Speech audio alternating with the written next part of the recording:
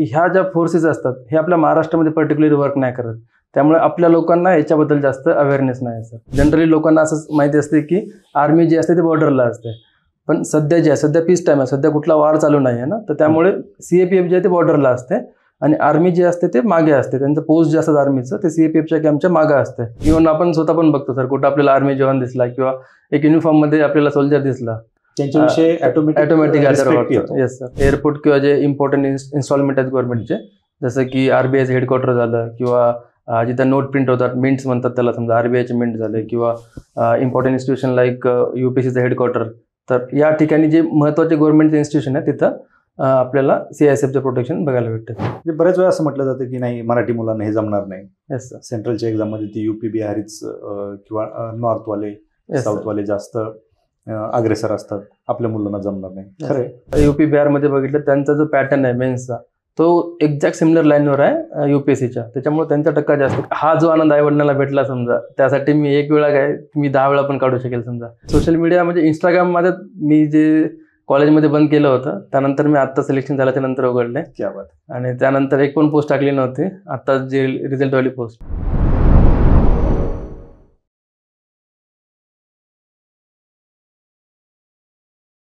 नमस्कार, मी किरण निंबोरे आणि आपण पाहताय वास्तव कट्टा. स्पर्धा परीक्षेची तयारी करणाऱ्या प्रत्येक विद्यार्थ्याला जर विचारलं की ड्रीम पोस्ट कुठली, MPSC म्हटलं की DC, DYSP, आणि कित्येक जण असे असतात की त्यांना बाकीच्या पोस्टच माहीत नसतात. सेम UPSCकडे तेच होतं. IAS IPS याच्या पलीकडे जास्त काही विद्यार्थ्यांना माहीत नसतं, अर्थात नवीन सुरुवात करणारे विद्यार्थी. आणि UPSCने जे काही असिस्टंट कमांडंटची परीक्षा घेतली त्या परीक्षेमधून असिस्टंट कमांडंटपदी निवड झालेले अनुराग बारापत्रे सर आपल्यासोबत आहेत. सर वास्तव कट्ट्यावरती खूप खूप थँक्यू व्हेरी मच सर. खरं तर असिस्टंट कमांडंट हे एवढंच माहिती असतं. Yes sir. नक्की त्याच्यामध्ये कुठली कुठली पदं असतात, ती परीक्षा कशी होती, ती परीक्षा UPSC कंडक्ट करते एवढंच माहिती, आणि UPSCची तयारी करणारेच विद्यार्थी त्याच्या मागे असतात. आमचे MPSC करणारे तिकडे जात पण नाहीत. Yes sir. खरं तर तुमच्याविषयी सांगायचं झालं तर तुम्ही BTech केलंय. Yes sir. कम्प्युटर सायन्स तुम्ही BTech केलं. Yes sir. आज आपण पाहतो की सोशल मीडिया असेल किंवा हे ITचं जे काही सगळं जाळं पसरलेलं आहे, बरोबर आहे, हे तुमच्यासारख्या तरुणांच्या जीवावर चाललंय. बरोबर आहे सर. तुम्ही BTech केलंय, कदाचित तुम्हाला खूप मोठ्या पॅकेजची नोकरी मिळाली असती. Yes sir. काय म्हणजे असं काय वाटलं तुम्हाला की बाबा नाही ती नोकरी नको आणि आपल्याला इकडं असिस्टंट कमांडंट व्हायचंय, स्पर्धा परीक्षेची तयारी करायची? Yes sir. Yes sir. जेव्हा मी BTech करत होतो किंवा माझं पहिल्यापासूनचं स्वप्न होतं की आपण एक सरकारी नोकरी पाहिजे आपल्याला. आणि जेव्हा मी BTech करत होतो, इव्हन माझा CGPA पण चांगला होता आणि वन ऑफ द टॉपर पण होतो मी कॉलेजमध्ये असताना. तर त्या टाईमला बघितलं तर पहिली कंपनी आली होती पेपॅल नावाची, चांगली पॅकेज पण ऑफर करत होते आणि इव्हन भरपूर कंपनीमध्ये झालं पण होतं माझं. पण तेव्हा मी माझी पर्सनॅलिटी ॲनालिसिस केली की मी स्वतः जे आहे ते डेस्क जॉबसाठी किंवा कंपनीसाठी बनलेलं नाही आहे. तर त्यासाठी मी असा विचार केला की माझी पर्सनॅलिटी जे आहे ते थोडंसं म्हणजे फिजिकल ॲक्टिव्हिटीज झालं किंवा आर्म फोर्सेस याला सूट होते, त्यासाठी मग मी UPSCचा अभ्यास केला. सिव्हिल सर्व्हिसेसचा पहिला अभ्यास केला, त्यानंतर सोबत सिव्हिल सर्व्हिसेसचा अभ्यास केला मी, आणि त्यासोबत मग CAPF मला त्या एक्झामबद्दल कळालं आणि विचार केला की याला फक्त 25 एजपर्यंत लिमिट आहे. त्यामुळे असा विचार केला की पहिले CAPFवर फोकस करूया आणि नंतर मग जर याच्यामध्ये नाही यश आलं तर आपण सिव्हिल सर्व्हिसेसकडे IPS म्हणून वळता येईल समजा. तर हे माझं सर याच्या मागचं मोटिवेशन होतं. अच्छा. नाही, सगळ्यात महत्त्वाचे म्हणजे एक जोखण्यासारखी गोष्ट कुठली माहिती का, 25 वर्ष हे एज लिमिट आहे. Yes sir. आणि तुम्हाला हे माहिती होतं की आपल्याला 25 वर्षापर्यंतची परीक्षा देता येऊ शकते. बरोबर. तुम्ही तेवढ्या ताकदीने केलं. खरं तर हे विद्यार्थ्यांनी लक्षात घेणं गरजेचं आहे.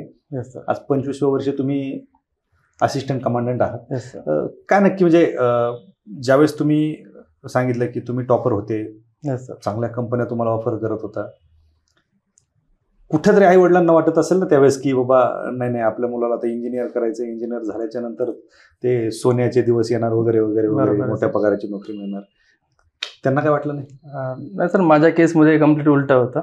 जर माझ्या वडिलांचं बघायचं झालं तर खरं सांगू तर माझ्या वडिलांना पण तेच वाटत होतं की मी इंजिनिअरिंग किंवा कंपनीमध्ये जावं नाही, कारण माझा मोठा भाऊ जो होता तो ऑलरेडी कंपनीमध्ये आहे. क्या बात. आणि म्हणजे असं माझ्या वडिलांचं पण एक स्वप्न होतं की मी पण एक क्लास 1 अधिकारी झालं पाहिजे. तर त्यामुळे मला पण ते मोटिवेशन होतं. इव्हन घरचा सपोर्ट पण खूप चांगला होता. म्हणजे आईवडिलांनी मला कधी दबाव नाही आणला सर की मी मध्ये सांगू नंतर बोलेल याच्यावर की मी खूप सारे एक्झाम दिल्या सर मध्ये. त्याच्यामध्ये CDSच्या जवळपास 8 ते 10 SSB दिल्या, मध्ये INET दिली, त्यानंतर FCAT दिल्या वगैरे. त्यानंतर नाबार्डची पण ग्रेड Aच्या मी खूप मेन्स दिलेल्या आहेत, राज्यसेवा मेन्स, कंबाईन मेन्स या सर्व दिल्यात समजा. त्यानंतर फेल्युअर पण वगैरे आले मला, पण घरच्यांनी मला कधी याच्यामध्ये दबाव नाही आणला. तर हे घरच्यांचा पण सपोर्ट होता मला की कंपनीमध्ये न जाता तू इकडे ट्राय कर समजा. अच्छा. आणि ते माझी पण इच्छा होती, त्यामुळे मग वडिलांनी पण मला फोर्स नाही केला आणि तेच म्हणले की 1-2 अटेम्प्ट दे, जर नाही झालं तर आपल्याकडे बॅकअप प्लॅन म्हणून आहे समजा. बरं, आता याच्याकडे मी परत येणारच आहे तुमच्याकडे. Yes sir. सगळ्यात महत्त्वाचं म्हणजे काय होतं माहिती आहे का, ज्यावेळेस स्पर्धा परीक्षेची तयारी करणारा विद्यार्थी असतो ना, येस सर, MPSC असेल, UPSC असेल किंवा इतर सेंट्रलच्या एक्झाम देणार, येस सर, असिस्टंट कमांडंट एवढंच माहिती असतं नक्की ही जी परीक्षा आहे, येस सर, एक सिव्हिल सर्व्हिसेसची जी काही परीक्षा होती येस हे प्रत्येकाला माहिती असते.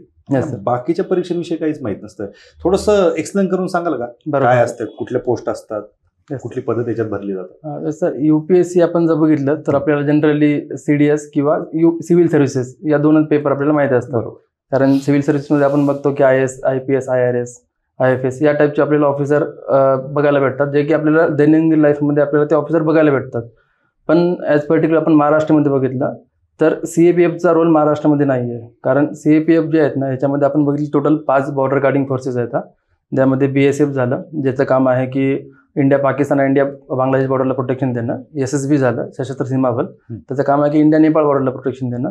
ITBP Indo Tibetan border police force, त्याचं काम आहे की इंडिया चायना बॉर्डर जे आहे त्याला प्रोटेक्शन देणं. त्यानंतर बाकी जे CISF आहे, सेंट्रल इंडस्ट्रियल सिक्युरिटी फोर्स, त्याचं काम आहे की जे मेट्रोज वगैरे आहेत त्यांना प्रोटेक्शन देणं. आणि शेवटचं राहिले CRPF, जे अँटी नक्सल ॲक्टिव्हिटीज किंवा जे पाकिस्तानमध्ये जे किंवा आपल्या जम्मू काश्मीरमध्ये जे टेररिझम आहे त्यांना डील करण्याचं काम CRPFचं असते. तर ह्या ज्या फोर्सेस असतात हे आपल्या महाराष्ट्रामध्ये पर्टिक्युलरली वर्क नाही करत, त्यामुळे आपल्या लोकांना याच्याबद्दल जास्त अवेअरनेस नाही सर. तर UPSC बद्दल तुम्ही विचारत होता की सिव्हिल सर्व्हिसेस ते कंडक्ट करते आणि दुसरी आहे सेंट्रल आर्म पोलीस फोर्स, ती CAPF असिस्टंट कमांडंट म्हणून UPSC एक्झाम घेते. यामध्ये आता मी जे 5 फोर्स सांगितल्या त्याच्यामध्ये ॲज अ असिस्टंट कमांडंट म्हणजे जे आपण नॉर्मल पोलीसमध्ये आपण ACP म्हणतो किंवा रुरल भागामध्ये आपण DYSP म्हणतो, तर त्या लेवलची आपल्याला पद बघायला भेटते सर. ओके. नाही, अर्थात हे विचारण्यामागचं कारणच होतं. Yes sir. कारण ह्या फोर्सेस महाराष्ट्रामध्ये नाहीत. Yes sir. त्याच्यामुळे आपल्याला ते माहित नाही. आपल्या मुलांना काय PSI दिसतो ग्राउंड भागात, PSI दिसलं मला PSI बनायचं किंवा IPS बनायचं, DYSP बनायचं, याच्या पलीकडे माहितीच नसतं. म्हणून खरं तर हे थोडंसं खोलात जाऊन विचारलं. याचा सिलेबस वगैरे कसा असतो? सिलेबसमध्ये सेम सिव्हिल सर्व्हिसेसचा सिलेबस असतो. त्याच्यामध्ये टोटल 2 पेपर असतात. पेपर 1 मध्ये 125 क्वेश्चन असतात, जे 250 मार्काला असतात. आणि पेपर 2 असतो तर 200 मार्काचा रिटर्न एक्झाम असतो. त्यामध्ये UPSC मध्ये जसं आपल्याला एसे विचारतात, त्यामध्ये याच्यामध्ये एसे असतात, आर्ग्युमेंट रायटिंग असते, प्रेसे रायटिंग असते, त्यानंतर रिपोर्ट रायटिंग असते आणि ग्रामरचा पोर्शन असतो. तर असं कम्प्लीट एक 50 पेजची बुकलेट असते, जे तुम्हाला 3 तासामध्ये कंप्लीट करायची असते. पेपर 2 मध्ये पेपर 1चा सेपरेट कट ऑफ लागतो. जर तुम्ही पेपर 1 जर क्वालिफाय केलं तर तुमचा पेपर 2 चेक होतो आणि पेपर 1 पेपर 2चे मार्क मिळून तुमचा फायनल रिटर्नचा रिझल्ट लागतो. आणि त्या रिटर्न नंतर जर तुम्ही पास झालात तर मग त्याच्यामध्ये तुम्हाला फिजिकल आणि मेडिकलसाठी कॉल येतो. तर मग जेवढी मुलं घेणार आहेत त्याच्या 1/6 मुलं फिजिकल आणि मेडिकलला क्वालिफाय करतात ते. आणि मग त्याच्यामध्ये काही मुलं फिजिकलमध्ये जातात. फिजिकलमध्ये टोटल 4 इव्हेंट आहेत सर, म्हणजे रनिंग वगैरे आहे, जंप आहे, लॉंग जंप आहे, त्यानंतर शॉर्टपुट वगैरे आहे. तर या टाईपचे इव्हेंट आहे त्याच्यामध्ये. आणि त्यानंतर मेडिकल होते. तर आपण मेडिकल थोडं टफ असते याचा बघितलं, कारण तुम्ही ॲक्च्युअली बॉर्डरमध्ये असणार आहेत आणि त्यामुळे थोडंसं टफ मेडिकल असते. आणि इथून जवळपास 1/3 किंवा 1/4चा रेशो इंटरव्ह्यूला पोहोचतो. आणि जे UPSCचं पॅनल असते सिव्हिल सर्व्हिसेसमध्ये, जे UPSCचे मेंबर असतात सिव्हिल सर्व्हिसेस असतात, तेच मेंबर किंवा तेच पॅनल आम्हाला CAPF मध्ये पण असते. ओके. सेम 25-30 मिनिटं इंटरव्ह्यू चालतो आणि त्यानंतर फायनल रिझल्ट लागतो समजा. अच्छा. आणि हे जे तुम्ही सांगितले 4 फोर्सेस, येस सर, म्हणजे ह्याच्या बॉर्डरला असणार 5 फोर्सेस. हा 5 फोर्सेस, त्यातले 4 बॉर्डरला असतात ना, 5ही बॉर्डरला? नाही, त्यापैकी 3 बॉर्डरला आहेत सर बेसिकली. म्हणजे टोटल सर CAPF मध्ये आसाम रायफल पण येते, पण त्याची जी वर्क स्ट्रक्चर आहे समजा ते सेम आर्मी लाईनचं आहे, पण ते UPSC कंडक्ट नाही करत ते. टोटल जर UPSC मध्ये बोलले 3 फोर्सेस येतात आणि 2 जनरल फोर्सेस. ह्या 3 फोर्सच्या बॉर्डरला मिलिटरी सोबत काम करतात. येस सर, आपण म्हणू शकतो की मिलिटरी सोबत ते कोऑर्डिनेट करतात. समजा आपण एक UNचं रिझोल्युशन आहे, त्यानुसार काय असते की जे CAPF आहे ते CAPF बॉर्डरला काम करेल कधी पीस टाइम मध्ये. म्हणजे सपोज BSFला नाही का आपण फर्स्ट लाईन ऑफ डिफेन्स म्हणतो. जनरली लोकांना असं माहिती असते की आर्मी जी असते ते बॉर्डरला असते, पण सध्या जे आहे सध्या पीस टाइम आहे, सध्या कुठला वार चालू नाही आहे ना, तर त्यामुळे CAPF जे आहे ते बॉर्डरला असते आणि आर्मी जे असते ते मागे असते, त्यांचं पोस्ट जे असतं आर्मीचं ते CAPFच्या कॅम्पच्या मागे असते. आणि जेव्हा युद्ध होते तेव्हा म्हणजे CAPF जे आहे समजा किंवा जे बॉर्डर सिक्युरिटी फोर्स किंवा जे बॉर्डर गार्डिंग फोर्सेस येतात ते मागे येतात आणि आर्मी पुढे जाते बॉर्डरला, आर्मी युद्ध करते आणि आमचं काम असते की आम्ही त्यांना लॉजिस्टिक सपोर्ट देतो समजा, किंवा आम्ही त्यांच्यासोबत ऑपरेशनमध्ये पण उतरतो. तर जनरली बघितलं तर बॉर्डरवर सध्या जे आहे ते CAPF आहे आणि आर्मी त्याच्या मागे असते समजा. अच्छा, तर या टाईपचं कॉर्डिनेशन मध्ये काम करतात. युद्ध असेल किंवा युद्धजन्य परिस्थिती असेल Yes, तर yes, yes. आर्मी आर्मी पुढे जाते आणि बाकीच्या वेळेत शांततेच्या काळात तुम्ही ती बॉर्डरला सेक्युअर सेक्युअर करतात सर. येस. ओके. कारण ह्या गोष्टी माहित नाही सर, राईट. कारण थोडंसं अवेअरनेस नाही सर. इव्हन पुलवामा अटॅक झाला होता त्यामध्ये पण लोकांना असं वाटतं की आर्मीचे जवान शहीद झाले होते, पण ऍक्च्युअली ते CRPFचे जवान होते. ओके. तर या टाईपचं लोकांना अवेअरनेस नाही सर याच्याबद्दल, की जास्त माहित नाही समजा. याच्यामध्ये लोकांना काय वाटतं, तुम्ही CRPF किंवा तुमच्या हे 4 फोर्सेस वेगवेगळ्या सांगितल्या, Yes, 3 sir. Forces yes sir. आणि मिलिटरी, लोकांसाठी ही सगळी मिलिटरीचे, बरोबर आहे सर. हे लोकांसाठी हे जवान आहेत. Yes sir. त्याच्यामुळे लोक आणि तुम्ही म्हणता तसं अवेअरनेस नाहीये. अवेअरनेस नाही सर. हा, तुम्ही बॉर्डरची सुरक्षा करताय ना, तुम्ही मिलिटरी. बरोबर आहे. आणि तुम्ही तेच आम्हाला आमच्यासाठी- पण सॅटिस्फाईड वाटतं सर, Yes. की आम्ही जेव्हा बघतो स्वतःला की लोक बघून रिस्पेक्ट देतात, तर त्याच्यामुळे आपल्याला इव्हन आपण स्वतः पण बघतो सर, कुठं आपल्याला आर्मी जवान दिसला किंवा एक युनिफॉर्म मध्ये आपल्याला सोल्जर दिसला, त्यांच्याविषयी ऑटोमॅटिक respect येतो. Yes sir. त्याच्यामुळेच असं वाटतं की आता मला थोडेसे मित्र वगैरे फोर्स करतात. माझा ऑलरेडी अभ्यास झालेला आहे UPSCचा, ऑप्शनल पण प्रिपेअर आहे, तर IPS साठी ट्राय कर म्हणून. पण मी आता दिल्लीला जाताना एअरपोर्टनं गेलो, आपल्या विमानानं गेलो होतो, तर मग तिथं आपण जेव्हा CISFचे जवान बघतो तर ऑटोमॅटिक रिस्पेक्ट येते मनातून. तर असं वाटतं की आपण पण इथे काम करणार आहोत, लोक आपल्याला रिस्पेक्ट देतील आणि म्हणजे तो आपण लोकांसाठी काहीतरी चांगलं करू शकतो. म्हणजे एअरपोर्टच्या प्रोटेक्शनला पण CISF असते सर. एअरपोर्ट किंवा जे इम्पॉर्टंट इन्स्टॉलमेंट आहेत गव्हर्नमेंटचे, जसं की RBIचं हेडक्वार्टर झालं किंवा जिथं नोट प्रिंट होतात, मिंट्स म्हणतात त्याला समजा, RBIचे मिंट झाले किंवा इम्पॉर्टंट इन्स्टिट्यूशन लाईक UPSCचं हेडक्वार्टर.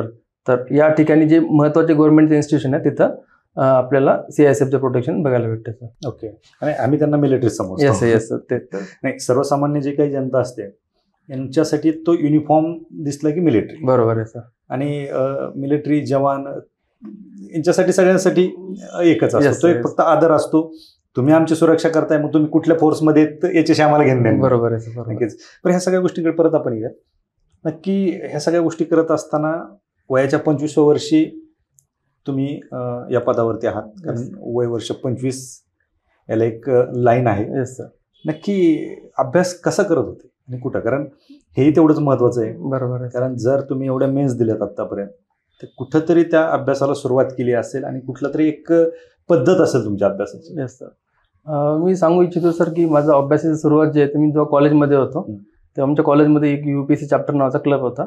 तर तिथे आम्ही डिस्कशन करायचो, जे न्यूजपेपर वगैरे हिंदू झालं, इंडियन एक्सप्रेस झालं, त्याचं आम्ही डिस्कशन घ्यायचो. मग तिथंच एक बेसिक सुरुवात झाली आमची, आणि सोबत आम्ही NCERT पण चॅप्टर आम्ही स्वतः शिकवायचो तिथं. असं कोणी टीचर वगैरे नाही यायचा, आम्ही स्वतः शिकवायचो मुलांना. तर त्यामुळे काय झालं की एक तिथं आपण सुरुवात म्हणू शकतो, म्हणजे बेस जो आहे तो आम्ही तिथे प्रिपेअर झाला. त्यानंतर लॉकडाऊन आला, तर मग काही वर्ष, 1 वर्ष मी घरी प्रिपेअर केलं आणि त्यानंतर पुणेमध्ये आलो. तर पुणेमध्ये येताना माझं एम होतं की सिव्हिल सर्व्हिसेस करायचं, पण नंतर कळालं की CAPF पण एक्झाम आहे, तर मग सिव्हिल सर्व्हिसेससोबत CAPF करता येईल आपल्याला.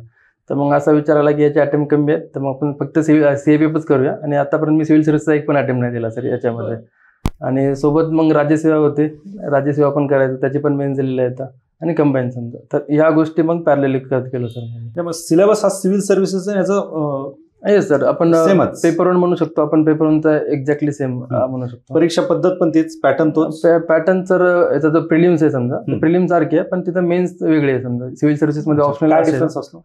याचा सिव्हिल सर्व्हिस टोटल 9 पेपर आहेत सिव्हिल सर्व्हिसेसच्या मेन्समध्ये. त्याच्यामध्ये 4 GSचे आहेत आणि 1 AC असतो, आणि त्यानंतर एक काही इंग्लिश आणि मराठीचा कंपल्सरी पेपर आहे का, आणि त्याच्यामध्ये 2 ऑप्शनल पण आहेत समजा सिव्हिल सर्व्हिसेसमध्ये. तर ही मोठी प्रोसेस सिव्हिल सर्व्हिसेसची आहे. पण CAPFची वगैरे तर 1 डे एक्झाम आहे समजा, रिटर्नवाली. तर हा मेन डिफरन्स आहे. आणि आता MPSC पण सेम लाईनवर गेली UPSCच्या, त्यामुळे अजून चांगलं झालं मुलांसाठी. काय वाटतं मग, मराठी माणूस जाऊ शकतो जास्त तिकडे?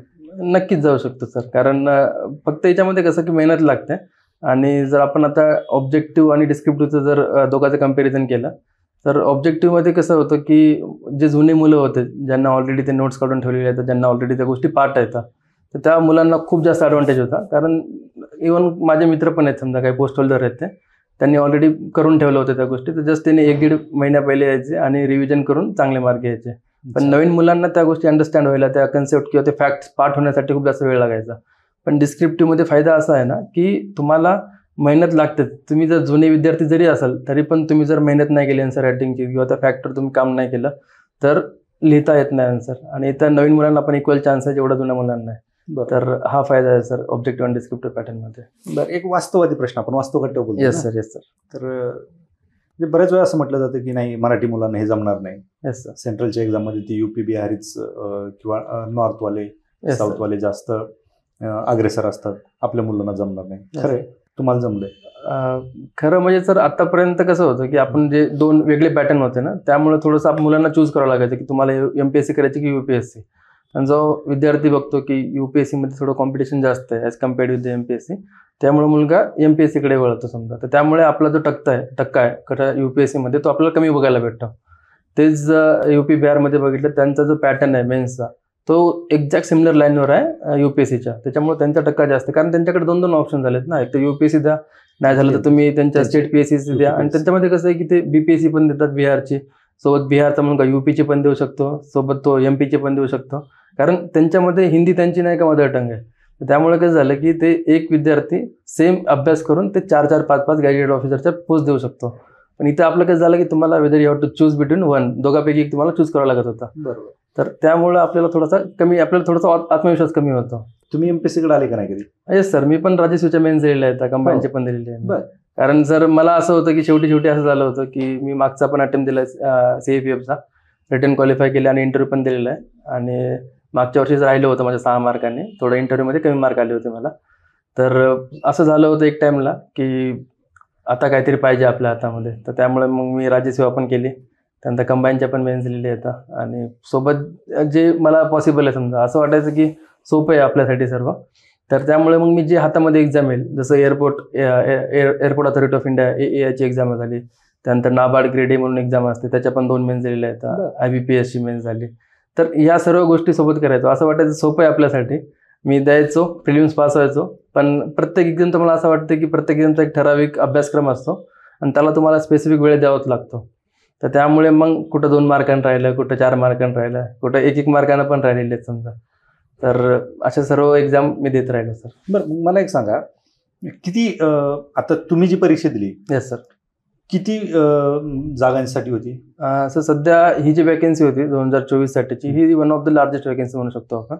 जनरली 300-350 वॅकन्सी येतात आणि यावर्षी जे आहे ते 510 वॅकन्सी होती सर. मग मला एक सांगा, तुम्ही जर म्हणताय याला जर वन ऑफ द लार्जेस्ट म्हणताय, 500-550, येस सर. Yes sir. दरवर्षी 300 भरताय आणि तुम्ही सांगताय की तुम्ही बॉर्डर सिक्युअर करता. Yes sir. दरवर्षी 300 आणि 500 जर भरती होत असेल तर तुम्ही एवढे लोक पुरेसे असतात तिथं? येस सर, आपण म्हणू शकतो, कारण तुमच्यासोबत बाकी काही फोर्स असते? नाही सर, आता आमचा जो रोल आहे ना, तो आमचा कमांडिंग ऑफिसरचा रोल आहे. अच्छा. आणि आमच्या खाली सब इन्स्पेक्टर असतात. ओके, म्हणजे तुमच्या खाली पण चेन असते? आमच्या खाली एक, मला वाटलं फक्त तुम्ही एवढेच लोक कसे ते. आम्ही जे आहेत ना, आम्ही DYSP आहे समजा, त्याच्या खाली PI असतो, त्या खाली सब इन्स्पेक्टर असतात आणि त्या खाली कॉन्स्टेबल असतात. तर सेम आम्ही असिस्टंट कमांडंट म्हणजे आम्ही कमांडिंग ऑफिसर आहोत. आमच्या खाली पोलीस इन्स्पेक्टर पण असतात, जे की SSC CPO थ्रू निवडले जातात. आणि ती वॅकन्सी असतात ती 10,000ची वॅकन्सी असते. ओके. ती एक्झाम कोण घेतात? ती SSC घेते, staff service commission. Okay. SSC वाले. आणि त्या खाली असते SSC GDची एक्झाम, तुम्ही म्हणत असाल समजा. तर GD मध्ये काय असतात, त्याच्यामध्ये कॉन्स्टेबल निवडतात आणि ती जी वॅकन्सी असते ती 35,000 50,000ची वॅकन्सी असते ती वाली. ओके, म्हणजे ती वेगळीच फोर्स. ती वेगळीच फोर्स आहे समजा. मग ते आमच्या खालचे हे झाले, आमचे सबऑर्डिनेट झाले, ते आमच्या खाली काम करणारे अधिकारी. ओके. मला वाटलं 300 आणि 500 काय.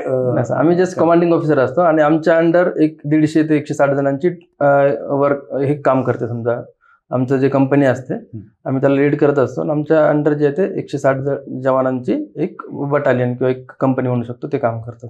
अच्छा. आणि तुम्ही कुठल्या मिनिस्ट्री अंडर येतात? आम्ही मिनिस्ट्री ऑफ होम अफेअर्सच्या, सेंट्रल गव्हर्नमेंट. मग आता मला सांगा की तुम्ही MPSCचा अभ्यास केलाय आणि UPSCचा अभ्यास केलाय, तुम्ही इकडे SCP झालात, तुम्ही सांगितलं की राज्यसेवेच्या मेन्स दिल्या, तर सेम टाइमला जर दोन्ही SCP मिळाले असते तर सर चूज केलं? मी CAPF चूज केला असतं. तीच आवड होती? Yes sir. कारण मी जेव्हा कम्पेअर करतो स्वतःला ॲज अ नॉर्मल पोलीस म्हणजे आपलं स्टेट पोलीसमध्ये आणि CAPF मध्ये, तर मला असं वाटतं की इथं जास्त चान्स आहे मला समजा स्वतःला ग्रो करण्यासाठी CAPF मध्ये. कारण आपण सर पर्सनली कनेक्ट करू शकतो आपण. म्हणजे मी असं डिग्रेड नाही करते कुठल्या याला, म्हणजे असं पण एसी पण चांगले नॉर्मल आपण स्टेट पोलीसमध्ये. पण सीन कसं आहे की लोकांचा पर्स्पेक्टिव्ह जो आपल्याकडे पाहण्याचा, तर मला असं वाटतं की तिथं मी जास्त काम चांगलं करू शकतो. समजा की माझी मी समजा असं जिथं इमर्जन्सी सिच्युएशन आहे, समजा जसं की अँटी स्मगलिंग ॲक्टिव्हिटी झालं, बॉर्डरमध्ये काम करणं किंवा CRPF जे भेटले त्या अँटी नक्षल ॲक्टिव्हिटी वगैरे, तिथं मला असं वाटतं माझी पर्सनॅलिटी तिथं चांगली खुलून दिसेल as compared with the state पोलीसमध्ये. सो मला असं वाटतं की मी तिथं चांगलं काम करू शकतो. बॉर्डरवरती काम करायचं तर हे पॅशन आणि ही आवड, येस सर, ही खूप महत्वाची. बरोबर आहे सर. त्याशिवाय तुम्ही तिथं काम नाही करू शकत. बरोबर. एकतर तुम्ही इंजिनियर झालात, मोठ्या पगाराच्या नोकरीला तुम्ही लाथ मारली, असंच म्हणता येईल. बरोबर आहे सर. कारण तुम्ही टॉपर होतात. Yes sir. त्याच्यामुळे मी हा शब्द वापरतो. आणि घरूनही तुम्हाला सपोर्ट होता. बरोबर आहे सर. ज्या वेळेस हा रिझल्ट आला तुमचा, कारण तुम्ही मेन्स पण दिले. बरोबर आहे. म्हणजे मेन्स दिल्या हे सांगितलं तुम्ही, पण त्याच्यात तुम्हाला अपयशच आलं, फायनल रिझल्ट मिळाला नाही तुम्हाला. बरोबर आहे सर. कुठंतरी घरच्यांना पण वाटलं असेल किंवा तुम्हाला असं वाटलं कधी की अरे यार चूक केली आपण, की रिझल्ट येतोय हाताने कमी मार्काने जातोय किंवा हातात आलेली पोस्ट निघून जाते. बरोबर आहे. असं कधी वाटलं? Yes sir. तसंच मागच्या वर्षी पण तसंच झालं होतं की 6 मार्काने राहिला होता माझा फायनल कट ऑफ. तर ते वाटायचं, पण तेवढी एनर्जी पण घरचे द्यायची मला. माझे मित्र असायचे समजा, तर ते मला समजून घ्यायचे. किंवा माझ्या कंपनीमधले पण मित्र होते, जसं की मनोज बिरादर झालं, तो आम्ही रूममेट होतो कॉलेजमध्ये असताना. तो आता कंपनीमध्ये काम करतो, चांगला पगारावर येतो.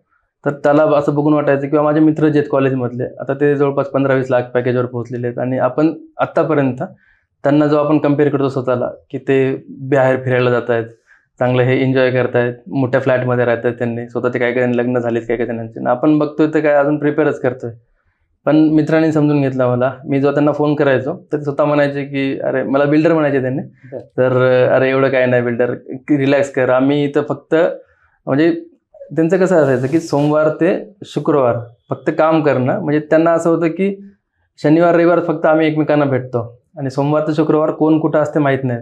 तर या टाईपचं वर्क कंडिशन कंपनीमध्ये आहे. तर तू इथं नको येऊ, तुझी इथं पर्सनॅलिटी नाही आहे, तर तू नाही का तिथंच कर आणि खुश येईल. समजा घरचे पण मला सपोर्ट करायचे.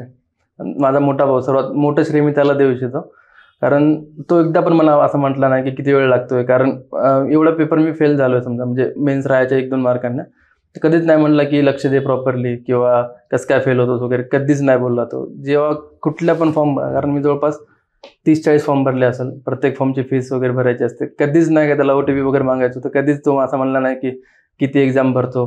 म्हणजे फायनान्शियली त्यांना खूप सपोर्ट केला मला. आईवडील प्रत्येकांचे सपोर्ट करतात, पण ज्याच्या मागं मोठा भाऊ असतो समजा, आणि ते पण माझ्या भावासारखा, तर लिटरली असं वाटतं की म्हणजे पॉसिबल होऊ शकते. अर्थ, कारण काय असतं, तो एक मोरली सपोर्ट जो असतो, मोरल सपोर्ट, तो तुमच्या अभ्यासावरती खूप मोठा इम्पॅक्ट करून जातो. बरोबर आहे. हे डायरेक्टली इनडायरेक्टली त्याचा खूप मोठा फायदा होतो.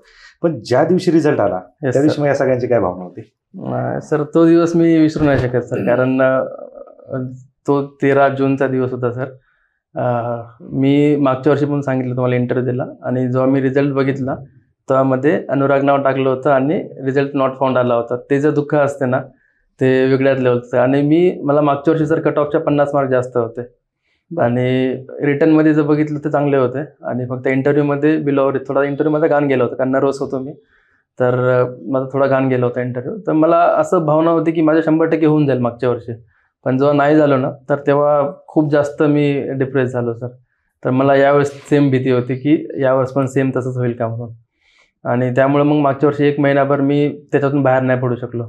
तर यावर्षी असं ठरवलं की जेव्हा इंटरव्ह्यू देऊन आलो, 22 मेला इंटरव्ह्यू झाला माझा, तर तेव्हा असं ठरवलं की काही पण होऊ शकते. मी घरच्यांना पण सांगितलं की इंटरव्ह्यू दिला आहे, छान गेला आहे, पण झाला तर ठीक, नाही झाला तर मी दुसरं काहीतरी करेल. आणि माझा शेवटचा होता, अटेम्प्ट संपले होते. मी घरच्यांना सांगितलं की नाही झाला तर मग मी IPS म्हणून ट्राय करेल समजा. तर तो शुक्रवारचा दिवस होता सर, 13 जूनचा. तर त्या दिवशी आता मी पुढच्या एक्झामवर फोकस डायरेक्ट शिफ्ट झालो. एअरपोर्ट अथॉरिटी ऑफ इंडियाची 13 जुलैला पेपर होता त्याचा, तर मग मी त्याच्यासाठी मी प्रिपेअर करत होतो. तर शुक्रवारचा दिवस होता, मन नव्हतं लागत, आणि कुठं सांगितलं नव्हतं टेलिग्राममध्ये की आज रिझल्ट लागणार आहे म्हणून. तर जस्ट बघितलं, मन नव्हतं लागत, त्यामुळे मी मॉक टेस्ट दिली 1 ते 3 मध्ये एक मॉक टेस्ट दिली. त्यानंतर बघितलं नाही आला होता, मग जेवण करून घेतलं. त्यानंतर पुन्हा 4:30 ते 6:30 एक मॉक टेस्ट दिली, आणि नंतर टेलिग्राम उघडला. तर टेलिग्राममध्ये कुठंच नाही आला, तर मग रिझल्ट नव्हता आला. त्यामुळे आता बघितलं की 6:30 वाजले, रिझल्ट काय लागत नसतो म्हणून. तर मग जस्ट दुपारी जे मी वेबसाईट उघडली होती ती तशीच होती. तर मग मी मोबाईल उघडला, पेज रिफ्रेश झालं आणि ऑटोमॅटिक तिथं बघतोय काय की UPSC सेंट्रल आर्म पोलीस फोर्सचा असिस्टंट कमांडर रिझल्ट. टेलिग्राम बघितलं कुठंच नव्हता. म्हणजे आय थिंक मी बघायला आणि त्यांनी रिझल्ट अपलोड करायला एकच झालं. ओपन करून बघितलं, मग आला होता. मग पुन्हा बघतोय तर त्याच्यामध्ये नाव सर्च करायची भीती वाटते, कारण मागच्या वर्षी सेम ट्रोमा होता मला. पहिला पेज बघितलं नाही आला, दुसरं पेज बघितलं नव्हतं नाव. तर म्हणलं आपण याच्यामध्ये समजा ऑलरेडी 3-4 पेजमध्येच नाव असलं असेल तर, नाही तर नसेल. पहिला 2 पेजमध्ये नव्हतं. मग भीती वाढली, असं वाटलं आता नाही झालं. तर मग पुन्हा तिसरं पेज बघायची हिंमत नव्हती. PDF डाउनलोड केली, सर्च केलं, फाइंड झालं. तर लिटरली सर म्हणजे शब्दच नव्हते मला. म्हणजे असं लिटरली अंग माझे आता पण आता ते जो दिवस आठवला ना, हातपाय कापतात माझे. आणि मग पुन्हा मी थोडं शांत झालो. 2-3 वेळा टेलिग्रामवर पण ओपन केलं, ती PDF बघितली, खरंच झालं का बघितलं. त्यानंतर घरी फोन केला तर मग रडत होतो सर मी. पप्पाला फोन केला मी सर्वात पहिले. आई पूजा करत होती, आईनं उचलला नाही. पप्पा वॉकला गेले होते. तर मग त्यांना सांगितलं, वा बेटा छान झालं म्हणे. मग ते पेढे घ्यायला गेलेत. तेवढ्यात मित्रांना फोन केला मी. तर मित्रांनी त्यांना सांगितलं, दाजी झालं म्हटलं. तर मग त्यानंच फोन ठेवला आणि पप्पा पेढे घेऊन येण्याच्या पहिले तो जवळपास गलीला 5 किलो पेढे वाटून बसला होता. आणि सर्व लोक जमा झाले, त्यांनी कॉंग्रॅट्स केलं पप्पांना वगैरे. आणि मग माझ्या मित्रांनी सांगितलं, म्हणजे लक्ष्मण गुट्टे नावाचा मित्र आहे माझा, IAS सध्या मंत्रालयामध्ये. तो पण कारण आम्ही कॉलेजमध्ये सोबत होतो, तो पण रडत होता. म्हणजे त्यानं ॲक्च्युली स्ट्रगल बघितलेलं आहे माझं. तो यायचा समजा दर शनिवार रविवार तो इथं येतो, मला भेटतो.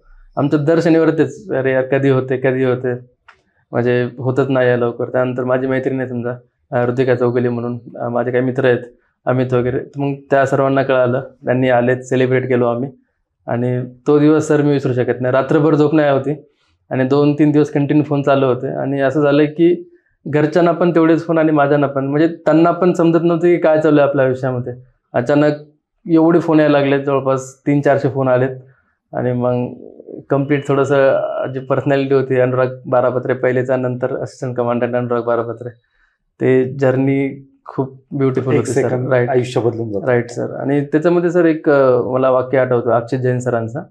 UPSC सिव्हिल सर्व्हिस 2018 मध्ये रँक 2 होते. त्यांनी असं म्हटलं की जो आईवडिलांना आनंद झाला, ही फिलिंग जी त्यांना भेटली ना, त्यासाठी ते 1 वेळा काय ते 10 वेळा UPSC काढू शकतो, म्हणजे काढतील समजा या फिलिंगसाठी. तर मला पण तेच झालं की हा जो आनंद आईवडिलांना भेटला समजा, त्यासाठी मी 1 वेळा काय मी 10 वेळा पण काढू शकेल समजा UPSC. कारण सर ती जी फिलिंग आहे ना, ती नेक्स्ट लेवल फिलिंग आहे.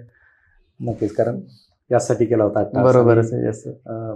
ज्याच्यासाठी प्रयत्न केलेत ती जर गोष्ट जर मिळत असेल, अर्थात आनंद होणार, कुटुंबाला होणार, मित्रमंडळींना होणार, कारण तुमचे प्रयत्न त्यांनी जवळून पाहिले होते. ह्या सगळ्या गोष्टी होत असताना ज्यावेळेस आपण पाहतो की MPSCचा रिझल्ट येतो, UPSCचा रिझल्ट येतो, प्रत्येक जण फोन करून विचारतो की काय झाला. कोणी सांगतं PSI झालं, कोणी सांगतं DYSP झालं, कोणी सांगतं तहसीलदार झालं, UPSCत कोणी सांगतं कलेक्टर झालं, IPS झालं. तुम्हाला विचारत असतील ना काय झालं बाबा? बरोबर आहे सर. आतापर्यंत तेच चालू होतं. म्हणजे मी जास्त कॉन्टॅक्ट नव्हता ठेवला कोणासोबत. जे 4-5 माझे कॉलेजचे मित्र आणि इथं जे 5 आमचा मित्रांचा ग्रुप आहे, फक्त तेवढ्यांसोबतच कॉन्टॅक्ट ठेवायचो. आणि घरी आई वडील आणि माझा दादा, हे 7-8 कॉन्टॅक्ट सोडून मी सर कोणासोबतच कॉन्टॅक्ट नव्हतो माझा. कारण स्वतःला डिस्टर्ब करून घेण्यात काय अर्थ नाही. कारण आपण प्रत्येकांच्या लाईफमध्ये बघतो त्यांचं काहीतरी चांगलं सुरू असते. आणि म्हणजे आपल्याला असं जलस नसते, पण आपल्याला त्यांना बघून असं वाटतं की आपण कुठेतरी मागं आहोत का. तर मग त्यासाठी आपण जर स्वतःला जर लिमिट करून घेतलं सध्या पुरतंच फक्त, कारण 1 ते 2 वर्षच आहेत ना आपल्याला प्रिपेअर करायला भेटणार आहे. तर मग ते 2 वर्षा पहिले आपण जर लिमिट करून घेतलं होतं मी स्वतःला, 8 ते 10 मित्र माझे आणि घरचे आईवडील आणि दादा बस यांच्यासोबतच राहायचं. मग त्याच्यामुळे जास्त असा इम्पॅक्ट नाही व्हायचा सर माझ्यावर की मुलं होत आहेत किंवा कोण कुठं जात आहेत समजा. नाही, पण आता हा जो रिझल्ट लागला, येस सर, तुम्ही असिस्टंट कमांडंटची परीक्षा दिली, तुम्ही असिस्टंट कमांडंट झालात, तुम्ही ACP येस सर झालात. पण लोकांना काय सांगत होते मी काय झालोय बाबा आतापर्यंत? म्हणजे येस सर. तेच सर, म्हणजे त्यांना सांगायचं UPSC पास झालो, असिस्टंट कमांडंट झालो. ते म्हणतात कुठली पोस्ट आहे वगैरे, मग त्यांना एक्सप्लेन करायची या टाईपचे असते. म्हणजे IPS लेवलची जी पोस्ट असते समजा, IPS नॉर्मल पोलीसला हेड करतो, स्टेट पोलीसला आम्ही इकडे हेड करतो. सांगताना त्यांना पण ऐकताना त्यांना पण आनंद होतो, सांगताना आपल्याला पण होतो. नवीन लोक भेटतात आपल्याला, ओळखून घेतात आणि थोडीशी रिस्पेक्ट जास्त भेटते सर पहिल्यापेक्षा. कारण तो दिवस वेगळे असतात सर. प्रिपरेशन टाईममध्ये लिटरली आपल्याला पोहेवाला पण इज्जत देत नाही समजा. आणि आता जे आहेत ना की थोडंसं आपलं आयुष्य बदलल्यासारखं वाटतंय. बरोबर आहे. काय होतं बऱ्याच वेळा आपण पाहतो की ज्यावेळेस तुम्ही अभ्यास करत असता कोणी तुम्हाला रिस्पेक्ट देत नसतं, येस सर. कोणी तुम्हाला नीट बोलत नसतं, जसं तुम्ही म्हणले पोयावाला सुद्धा रिस्पेक्ट देत नसतो. पण तो एक क्षण असतो येस सर. आणि एका क्षणात तुमचं आयुष्य बदलून जातं. बरोबर आहे सर. खरं त्याच्यासाठीच तर हा सगळा 8 तास येस असतो. Yes sir. जर तुम्हाला आधी जर कुणी रिस्पेक्ट देत बसलं तर कदाचित हा दिवस तुमच्या बरोबर आहे सर. आयुष्यात येणार नाही. आम्ही शाळेत असताना ते हे असायचं, एक फळ्यावरती सुविचार लिहायचे. Yes sir. आता लिहितात का नाही माहित नाही, Yes. पण एक सुविचार आणि ते भिंतींवरती पण सुविचार लिहिलेले असायचे परमनंट. असं. निंदकाचे घर असावे शेजारी. Right right. मग ते निंदकाचे घर असावे शेजारी हे कशासाठी? जर आपल्याला कुणी निंदा नाही केली तर आपण ते मोटिवेट होणारच नाही. बरोबर आहे सर. जर प्रत्येक जण तुम्हाला आत्ताच साहेब म्हणायला लागला तर साहेब आत्ताच हवेत. Yes sir. पुण्यामध्ये सर मुलांचा तोच फॉल्ट असतो, कारण आपल्याकडे सर कल्चर आहे समजा, कारण प्रत्येक मित्रांना मित्रासारखं बोलत नाही, सर सर म्हणून बोलतात. बरोबर. त्यानंतर ऑलरेडी होण्याच्या पहिलेच नाही का त्यांना रिस्पेक्ट DC साहेब PS साहेब म्हणतात. त्याच्यामुळे असं वाटतं की म्हणजे एक काय आपण व्हर्च्युअल नाही का लाईफ जगल्यासारखं. ऑलरेडी झालोय मी, किंवा माझं प्रिपरेशन चांगलं आहे, मी होणारच आहे समजा. ठीक आहे, त्या गोष्टी आपल्याला पॉझिटिव्हली विचार करायला पाहिजे, पण सोबत कॉम्पिटिशन पण लक्षात घेतलं पाहिजे, त्यासोबत आपला अभ्यास पण तेवढाच पाहिजे. तर ह्या गोष्टी पण सोबत पाहिजे सर, कारण त्याच्यामुळेच आपण सकाळी उठल्याच्या नंतर आपल्याला पॉझिटिव्ह विचार येतात आणि अभ्यास करण्याची इच्छा होते. बरोबर. अभ्यास कुठे केला? सर मी नारायण पेठेमध्ये, पुण्यातच? पुण्यामध्ये केला. असं नाही वाटलं की दिल्लीत जावं? नाही सर, मी तेच म्हटलं सर, माझा बेस चांगला होता आणि क्लासेस वगैरे पण कुठे नाही केले मी. जस्ट कारण वाचून समजून जायचं मला, तर त्यामुळे असं वाटलं की जे गोष्ट मी स्वतः वाचून अर्ध्या घंट्यात शिकू शकतो, त्यासाठी लेक्चरमध्ये तेच गोष्ट 2 तास समजून सांगतात.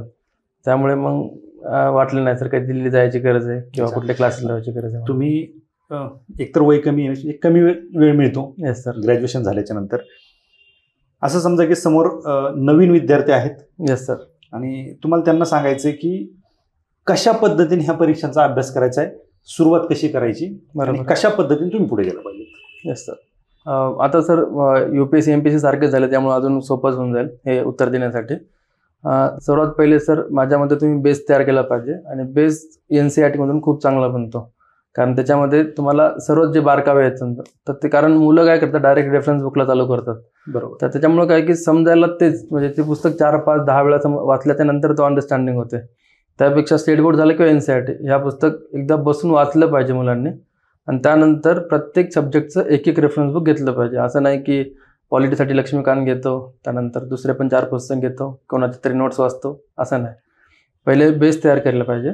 त्यानंतर प्रत्येक सब्जेक्टसाठी मार्केटमध्ये प्रत्येक ठिकाणी प्रत्येकांचे सर सारखेच पुस्तक आहेत, जसं की पॉलिटीसाठी लक्ष्मीकांत झालं, त्यानंतर जर तुम्ही मॉडर्न हिस्ट्री करता स्पेक्ट्रम बुक झालं, तर प्रत्येकाचे एक सोर्स आपण डिसाईड केला पाहिजे. त्याचं आपण खूप वेळा वाचलं पाहिजे, ते 8, 10, 15, 20 वेळा ते वाचल्याच्या नंतर त्याचे नोट्स बनवल्या पाहिजे, आणि तेच फक्त आपल्यासोबत ठेवलं पाहिजे. कारण प्रत्येक एक्झाममध्ये बघितलं, दो इट मे बी MPSC किंवा UPSC, out of box question असणारच आहेत, पण जे क्वेश्चन आपल्या पुस्तकामधून आहे ते आपले चुकले नाही पाहिजे. तर हा सल्ला बेटर राहील. आणि त्याचंच मल्टिपल टाईम रिव्हिजनला काही पर्याय नाही सर. रिव्हिजन खूप वेळा केलं पाहिजे, तेव्हाच ती गोष्ट पेपरमध्ये इम्प्लिमेंट होतं, नाहीतर थोडंसं मग घोळ होऊ शकतो पेपरमध्ये. या सगळ्यासाठी मार्केटमध्ये महाराष्ट्रामध्ये जे काही तुम्हाला रेफरन्स बुक असतील किंवा तुम्ही सांगितलं बेसिक सगळ्या गोष्टी, हे अवेलेबल आहे? येस सर, आहेत, अवेलेबल आहेत सर. पुस्तकं सर्व सर, दिल्लीमध्ये पुस्तक भेटतात ते पुण्यामध्ये पण भेटतात, आणि आता ऑनलाईन झाल्यामुळं आपण घरपोच मागवू पण शकतो सर. सर्वच पुस्तकं अवेलेबल आहेत, फक्त आपल्याला सर्च करता आलं पाहिजे. युट्यूबवर वगैरे टाकलं ना, कारण प्रत्येक टॉपर जो आहे त्याने UPSC काढलेली असो की MPSC काढली, आता MPSC मध्ये शुभम पाटील सर आहेत, इथं पण आले होते ते. तर मग सर्वांची स्ट्रॅटर्जी युट्यूबला अवेलेबल आहेत सर. जेवढा कंटेंट पहिला नसायचा, आता युट्यूबला सर सर्वच गोष्टी अवेलेबल आहेत, सर्वांचं मार्गदर्शन अवेलेबल आहे. तुम्ही वापरायचे काय सर? सोशल मीडिया वापरायचे? येस सर, मी सोशल मीडिया म्हणजे इंस्टाग्राम माझं मी जे कॉलेजमध्ये बंद केलं होतं, त्यानंतर मी आत्ता सिलेक्शन झाल्याच्या नंतर उघडले. क्या बात. आणि त्यानंतर एक पण पोस्ट टाकली नव्हती, आता जे रिझल्टवाली पोस्ट. सोशल मीडिया म्हणजे फक्त यूट्यूब वापरायचो मी. त्यामध्ये पण काही म्हणजे जर बोर झाल्याच्या नंतर रात्री झोपण्याच्या पहिले हास्यचित्र वगैरे येते, मग फक्त जस्ट मूड फ्रेश करण्यासाठी, जेणेकरून दुसऱ्या दिवशी आपण सकाळी उठताना तेवढंच आपलं माइंड रिफ्रेश झालं पाहिजे आणि आपण नवीन जोमानं सुरू केलं पाहिजे. नक्कीच. तर ह्या गोष्टी करायच्या सर. ओके. तुमच्या कुटुंबाने तुम्हाला साथ दिली? Yes sir. कदाचित त्याचा परिणाम असू शकतो की तुम्हाला पोस्ट मिळाले? डेफिनेटली सर, म्हणू शकतो. कारण काय, जेवढं तुमचं प्रेशर कमी बरोबर आहे सर. तेवढा अभ्यासावरती तुमचं मन लागत असेल. Yes, sir. एक आजच्या पॉडकास्टच्या शेवटी पालक आणि विद्यार्थ्यांना काय सल्ला द्याल? येस सर, पालकांना तेच सल्ला देऊ इच्छितो की प्रेशराईज नाही केलं पाहिजे मुलांना. त्यांच्या आवडीची फील्ड त्यांना चूज करू दिली पाहिजे. कारण जर पालकांनी पालकांचं जर ड्रीम असेल तर मुलगा ते बघू शकणार नाही. तर तुमच्या दोघांचं पण ड्रीम मॅच झालं पाहिजे आणि शेवटी अल्टिमेटली मुलालाच करायचं आहे ते. तर समजा पालकांनी प्रेशराईज करून मुलांना खूप जबरदस्ती करून, जर समजा तू IAS हो, IPS हो. आता माझ्याकडे पण खूप जास्त लोक येतात सर की माझ्या मुलाला IAS बनवायचे, माझ्या मुलाला CFF करायचे, तर माझ्या मुलाला MPSC करायची, तर त्याला सांग म्हणून. तर ठीक आहे, तुमच्या मुलाला करायचंय, पण त्याला करायचं आहे का ते Exactly. एक बघितलं पाहिजे. किंवा त्याला स्पोर्ट्समध्ये इंटरेस्ट असू शकतो. आता काही मुलांना रोबोटिक्समध्ये इंटरेस्ट असतो, काही मुलांना ॲक्च्युली कम्प्युटर सायन्समध्ये जायचं असतं, तिथं करिअर करायचं असते. पण ते पालकांचं स्वप्न असलं पाहिजे, ते मुलांचं स्वप्न असलं पाहिजे. तेव्हाच नाही का दोन्ही साईडने एफर्ट्स लागतात. कारण सध्याचं पहिल्याचा थोडासा काळ सोपा असं म्हणू शकतो आपण, पण सध्याचा काळ जो आहे सर, कॉम्पिटिशन खूप जास्त आहे आणि ऑनलाईन क्लासेस वगैरे झाल्यामुळं सर्वांना सर्वच रिसोर्सेस अवेलेबल आहेत. जो कट ऑफ तुम्ही बघू शकता, कंबाईनचा कट ऑफ 40-42 लागायचा PSIचा वगैरे, डबल झाला. आता तो 62 लागतोय. तर मग असं आहे की कॉम्पिटिशन खूप जास्त वाढलंय, बरोबर. रिसोर्सेस अवेलेबल आहेत आणि याच्यामध्ये अपयश येणारच आहे. आणि जर तो स्वप्न मुलांचं असेल तरच तो त्याच्यामध्ये टिकू शकतो. समजा 2-4 अपयश येऊन पचवून नाही का नवीन जोमानं सुरुवात करू शकतो. त्यामुळे पालकांना पण ते सल्ला देऊ इच्छितो की कॉम्पिटेटिव्ह एक्झाम्स आहेत, त्याच्यामुळे अपयश येणं फिक्स आहे. जरी थोडासा वेळ लागत असेल तरी पण मुलांना वेळ द्या, त्यांना समजून घ्या आणि तेव्हाच नाही का मुलं मेंटली थोडे फ्री असू शकतात. कारण याच्यामध्ये पालकांना वाटते फक्त मुलगा अभ्यास करतोय एवढं काय म्हणून, पण ॲक्च्युअल जे प्रेशर असते ना, जेव्हा आपण दिवसभर वर्षभर अभ्यास करून तो रिझल्ट येत नाही, ते फ्रस्ट्रेशन असते ना, ज्यांना इफर्ट घेतलेत समजा तो एकटाच समजू शकतो. समजा रिझल्ट गेल्याच्या नंतर त्याला थोडंसं बोला की काय होत नाही, पुढच्या याच्यावर फोकस कर, रॅदर दॅन की कसं काय नाही झालं. तर ह्या गोष्टी थोडंसं पालकांनी पण समजल्या पाहिजेत सर. बरोबर. एक विद्यार्थी बरेच नर्वस होतात बरोबर आहे. किंवा डिप्रेशनमध्ये जातात. Yes sir. अशी तुम्हाला कधी फेज आली ती? येस सर, मला आली होती. तेच मागचा जो रिझल्ट गेला होता ना माझा मागचा CFFचा, तेव्हा फेज म्हणजे कसं झालं होतं की मला काहीच नाही करा वाटत होतं. ॲक्च्युली सांगायचं झालं तर सर, मी स्वतःला ॲझ्युम केलं होतं, कारण लीड म्हणलं होतं मी 50 मार्काची लीड होतं. मी असं वाचलं होतं की 100% होऊनच जाईल माझं. आणि जेव्हा नाही झालं ना, आपण इमॅजिन करतो, आपण सर 2 गोष्टी असतात. जेव्हा आपण एक्सपेक्टेशन असते आपल्याला आणि ती गोष्ट नाही झाली तेव्हा दुःख होते, आणि अनएक्सपेक्टेड गोष्ट जर भेटली तर आपल्याला नॉर्मल राहतो. आपण खूप जास्त एक्सपेक्टेशन लावलं होतं मी त्या गोष्टीकडून, आणि जेव्हा नाही झालं होतं ना, खूप जास्त वाईट वाटलं होतं. म्हणजे कोणाला बोलायची पण इच्छा नव्हती. आणि लिटरली माझे मित्र झाले होते ना, आलाप झाला होता किंवा मी इंटरव्ह्यू सोबत करायचो. आशुतोष ISSBमध्ये आहे समजा, तो त्यानंतर नितेश सर CRPFमध्ये आहेत. तर ते जेव्हा झाले होते आणि त्यांची ट्रेनिंग सुरू आहे आता, जेव्हा त्यांचे युनिफॉर्म बघायचो मी, त्याच्या फोटोवरून हात फिरवायचो ना, तर डोळ्यातून पाणी यायचं माझ्या की ते झालेत, मी पण होऊ शकलो असतो. इंटरव्ह्यूमध्ये कमी आलेत, तर तो ब्लेंडर नव्हता करायला पाहिजे होता मी, जे बोलताना सांगितलं इंटरव्ह्यूमध्ये वगैरे. तर ते नसतं झालं तर मी पण, माझ्याकडे पण युनिफॉर्म असला असता. तर मग लिटरली डोळ्यातून पाणी यायचं. तर हा फेज येतो सर, पण त्याच्यातून आपल्याला डील करायचं. आणि यासाठी थोडं मेडिटेशन केलं पाहिजे, एखादा म्हणजे कुठल्या तरी देवाची भक्ती केली पाहिजे. आणि फक्त डेली 5-1 मिनिटं आपण मंदिरात जाऊन जर असं फक्त आपण जस्ट प्रार्थना जरी केली ना, तरी पण पॉझिटिव्हिटी येते. आणि चांगल्या मित्रांच्या सहवासात जर राहिलं तर याच्यातून आपण इझिली बाहेर निघू शकतो. नक्कीच. कारण वेळ ही खूप महत्त्वाची असते. बरोबर आहे तुम्ही सर. म्हणले की तुम्ही ज्या चुका इंटरव्ह्यूमध्ये केल्या, येस सर. कदाचित त्याच वेळेस जर रिझल्ट आला असता, तुम्हाला वाटलं नसतं की मी चुका केल्यात. बरोबर आहे सर. त्याच्यामुळे तुम्हाला परिपूर्णच करायचं होतं, म्हणून Yes, तुमचं yes, 1 yes. वर्ष UPSCने घेतलं. येस येस येस देर आहे दुरुस्त आहे. येस येस तुम्ही सिलेक्शन झालं तुमचं आणि आवडती पोस्ट मिळाली. Yes sir. खरं तर हे प्रत्येकाच्या भाग्यात नसतं. आपण पाहतो लाखो विद्यार्थी अभ्यास करताय. तुम्ही इंजिनियर टॉपर, तुम्ही MTech केलं, BTech केलं, बरोबर आहे सर. तरीही तुम्ही इकडे यायची तुमची जिद्द होती. याच्यावरूनच घरच्यांना देखील तुमची जिद्द समजलेली होती, कळलेली होती. त्याच्यामुळे त्यांनी तुम्हाला सपोर्ट केला आणि आज तुम्ही या पदावरती आलात, तुम्ही वास्तव कट्ट्यावरती आलात. आणि खरं तर दिलखुलास आणि मनसोक्त गप्पा मारल्या, आणि ज्या गोष्टी मलाही माहीत नव्हत्या, बऱ्याच आपल्या विद्यार्थ्यांना माहिती नसतील, त्या गोष्टी तुम्ही सांगितल्या. आणि कदाचित हा पॉडकास्ट जर विद्यार्थ्यांनी पाहिला, येस सर, तर UPSCकडे वळण्याचा टक्का नक्कीच वाढेल. Yes. पण वास्तव कट्ट्यावरती आलात त्याबद्दल आपलं खूप खूप आभार. धन्यवाद सर.